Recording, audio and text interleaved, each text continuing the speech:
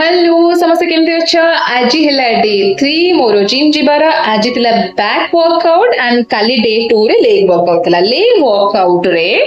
मो deep squat बिल्कुल मारी परलिनी बिकॉज़ मु तो स्टार्टिंग रे डीप स्क्वाट बहुत बढ़िया से करि परतली एबे स्क्वाट करि परलिनी हाफ स्क्वाट करिया मते पड़ला बिकॉज़ नी रे पेन हैला so which I wanted to say कि don't over stress your body गैप परे बॉडी रे किछ चेंजेस आसे and it is all okay for all of us जो माने हमें वेट लॉस जर्नी रे अच्छे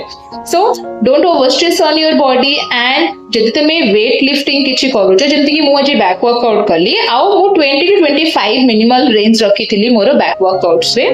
सो you can also do like that बेसी ओवर वेट नहीं कि हेवी वेट नहीं कि निज बॉडी को पेन करेबा बिल्कुल भी दरकार नहीं be with me until the next video रे मुने कि आसीबी आउट नुवा चैलेंज मु कोन फेस कली with the honest review and explanation till then watch this go to go breakfast जोटा मते बहुत इजी लगे था आफ्टर जिम बनेवा पाई बाय।